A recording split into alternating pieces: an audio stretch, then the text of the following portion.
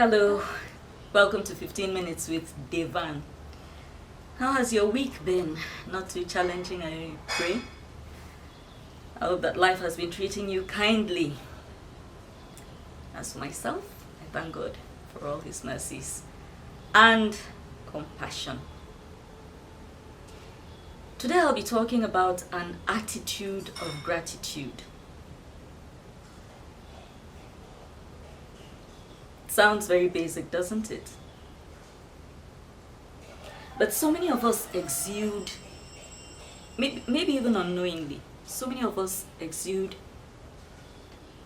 ingratitude, lack of graciousness, lack of empathy, lack of sympathy when we're in need and we want something from somebody. Especially if this person is somebody whom we have done a favor before, and so we feel that person is beholden to us, and they have to sit up and recognize whenever we come calling. I think it's basic human nature. It takes somebody who is particularly altruistic not to be that way. And there are people like that who will just help you and move on with their lives. They just help you because of God. They don't know you from anywhere. They don't know if you'll ever be in a capacity to reciprocate either to them or to any other person around them. They just help you because they are in a position to help you, and God caused both of you to cross paths. And they help you and they move on and they never look back. There are people like that. I've encountered so many. I see myself as a product of people building me up to be who I am today. If one lie ever was to, 9 out of 10 people who refer to themselves as self-made are not thinking it through. Maybe they mean that they did not get the support they needed from their family. If they go that specific, I'll say, okay, you have a point. But to describe yourself as completely self-made, I think it's very rare. At some point in the course of your life, at some point, it could be even a random stranger, God has used somebody on this earth to do something for you that brought you to where you are today. You might not even remember the person. You might not even remember the circumstances. But I think when people describe themselves as self-made, they are not thinking it through. They are not thinking it through. The other day I stumbled upon a clip. There's this pastor, a woman, who, different denominations. I'm Catholic, she's Pentecostal, but I find that sometimes she has very powerful sermons, and if I stumble upon one that I think has intrigued me, I just stop and listen. I pick nuggets of wisdom wherever I can get them. I use what I think will work for me, I discard what I don't believe in. So I was watching her that day. I will not name her because this is, although I don't know her in person, this is not an attempt to, tarnish her image or call her out or embarrass her or anything. I do hold her in high regard. But I think on that particular day, somebody must have upset her deeply, because her sermon came from a place of passion. It came from a place of emotions, and the main emotion I was sensing was anger and frustration. And that sermon essentially comprised of her telling the congregation that at some point in their lives they have to discard mentors who have outlived their usefulness, something along those lines. And I could only conclude that perhaps she had found herself in a position where she was being badgered, constantly being badgered by people who had helped her to get to where she was, and in that moment she was speaking from a place of frustration. I listened to it as kindly as I could. I did not agree with the sentiment then, and I don't agree with it now. But I understand how people can get very frustrated when, somebody is standing over their head and demanding for things that they cannot give now, and then it looks like, oh, after all this I did for you, now that I'm in need, you don't want to help. Sometimes you want to help, sometimes you want to pay back, but you're just not capacitated enough to do it. And when the other party doesn't understand, I get how frustrating that could be. But it is personally not a sentiment I've ever held in my heart. But then again, I've also been an extremely lucky person. By the age of 28, I was orphaned. My parents had both passed on. But even before, my mother passed on just as I entered university, and then my father a bit later on. But from the moment I left home, which was Makurdi, to come to Abuja, I was essentially at the mercy of strangers, acquaintances, friends. And for some reason, God chose to surround me with some of the best people that this life can surround you with.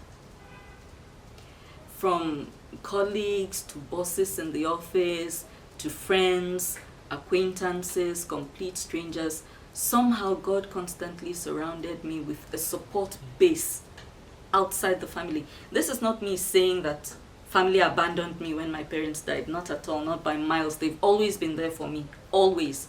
There will be another day when I'll have a talk on that. This one is for non-family members that supported me as a person, a young person in Abuja, trying to feel my way around, away from home for the first time in my life. People helped me. That I sit here today, God decided in His infinite wisdom to use different people to just help me. And I've never forgotten.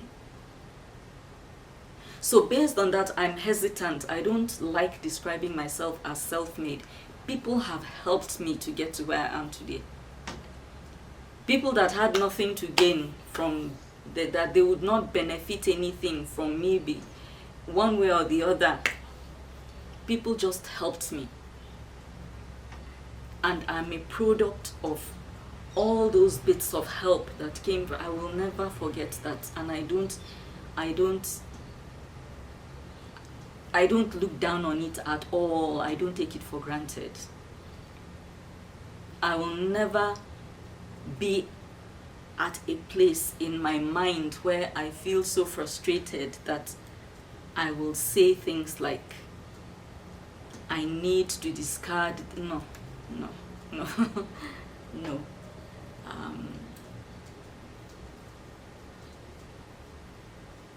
But I've been lucky. There is nobody in life that has helped me, and when I say people have helped me, I've been helped, real help. None of them has ever come back to breathe down my back and hold a sword of Damocles over my neck. And remember when I did this thing for you, I've forgotten, you are an ingrate. Maybe they have those feelings in their minds. So, because like I said, so many people have helped me that if I want to start paying back, I wouldn't know where to start. And I wouldn't have enough resources to pay back. So that even if they harbor such sentiments in their minds, they have never, held it over me and made me feel uncomfortable and made me feel like I needed to pay back some kind of loan. Never. I've never been there. So, which is why I'm hesitant to judge that lady. Our circumstances are probably very different. I've never experienced that. Maybe if I'd experienced it, I'd feel the same way. What is it? Just because you did this and this for me, you now feel like if you come and play God in my life. Maybe. But that has not been my reality. So, for me, I hold in deep gratitude everybody who has ever done anything for me, no matter how small. No matter how small. As long as it was a favor. You could have chosen not to do it, but you did it. You allowed God to use you to do it. And I thank you. When people do you a favor, yes, it's God, but He has chosen to use, He has touched somebody who has allowed himself to be used to help you. They could jolly well decide not to help you, and the world will not end, certainly not for them. They don't owe you anything, if you really think about it. Nobody owes you anything, especially when you're an adult. You have to wing it like every other person. So nobody owes you. So when somebody goes out of their way to be kind to you, to be gracious to you, to do things for you that will not yield any profit or anything back for them in return, if nothing else, at least hold them in a place of constant prayer. If you're one of those people who still has access to them, maybe on phone, in the physical, find time once in a while to... It's very easy to lose touch with people. I know I have that problem. I'm terrible at keeping in touch. So don't be like me. I'll have the kindest, sweetest thoughts toward people. I pick the phone and call that person becomes a problem. But if you still have access to these people, that random text at Christmas, or a phone call, or the random call out of nowhere just to find out, sir, how are you doing? How's the family? I recall last time your wife wasn't too well, or I hope she's fine. That means a lot. It means a lot.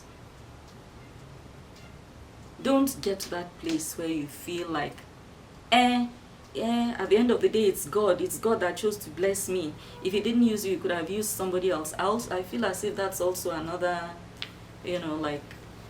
that's another high stakes show of ingratitude. When people actually verbalize that, it's no big deal. If you hadn't helped me, somebody would have. It's ultimately, at the end of the day, it's God that did it. It's not, if He hadn't used you, He would have used somebody else. I have not figured out how God works completely. Like I said, I'm not a spiritualist, I'm not a pastor. But it just sounds so bad. It just sounds so wrong. It just makes you look so bad that it should not be verbalized. It should not be verbalized. That's the truth. So, if somebody has done you a favor, be grateful. Show your gratitude. Verbalize that gratitude. If possible, tell other people. It will get back to the person's ear. The person will, this one actually appreciated what I did do. Some favors you will never be able to pay back. But though you can't pay back, at least let it not come off as though you are ungrateful for those moments when people stepped out of their way to be kind to you. Try an attitude of gratitude today and see how many more doors will open for you.